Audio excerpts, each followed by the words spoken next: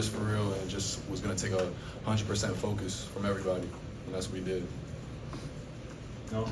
Max, seems like you guys got down to the red zone, down towards the goal line a lot, but had some trouble punching the ball in.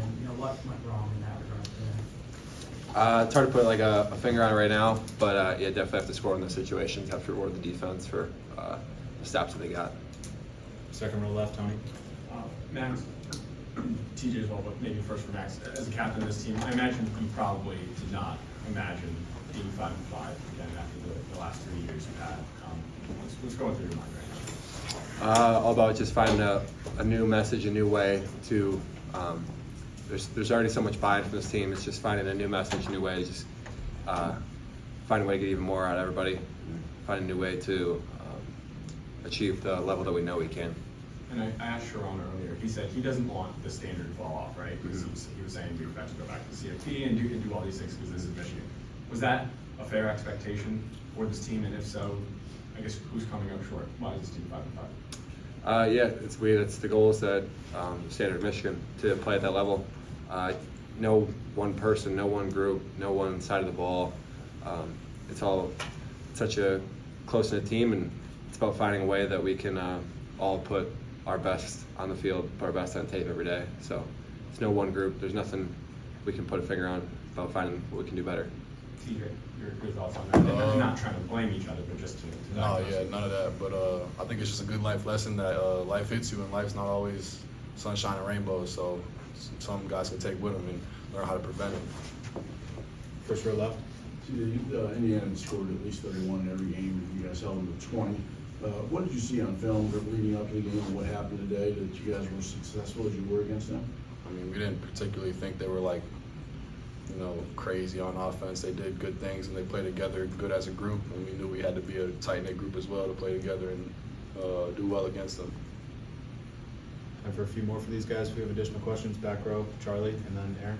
TJ, a couple times this year for the defense, it's been a struggle to have put two halves together. And today that was kind of another issue where first half versus struggle, second half you guys really kind of tempered them down. Why do you think connecting two halves has been hard for you guys this year?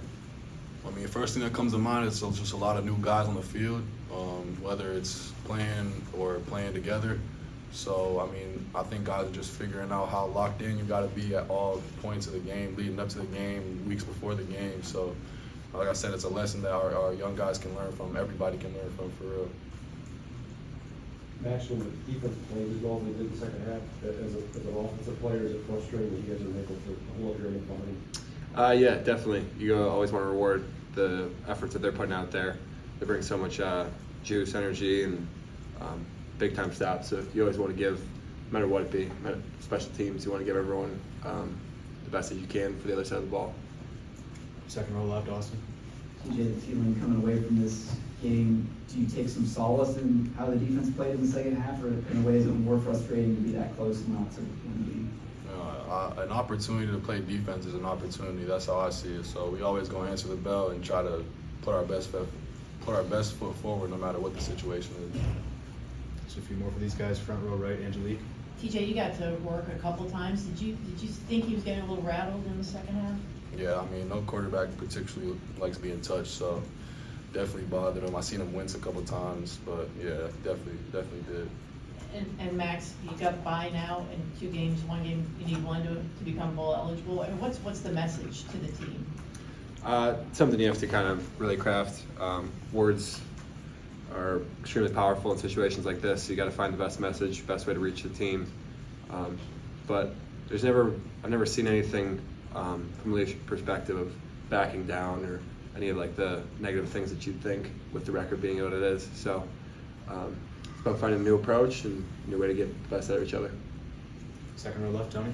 Who do you credit for keeping this together? It's easy to, it could have fallen apart by now. Yeah, it's incredibly impressive the way it's stayed together. It's the culture that's been built here. There's been so many names that you could list. A lot of names that have never hit the field, like stuff like that. That's what's built the blueprint of what Michigan's about, and that's what a credit to how strong it holds, no matter the adversity that it faces. Anything more for these gentlemen? Angelique. CJ, Hillman has had a couple of big hits on the first Yeah. side, but is he like that? He's like that. Like you guys have not even seen the close to the best of Brandon Hillman. He's gonna be a star.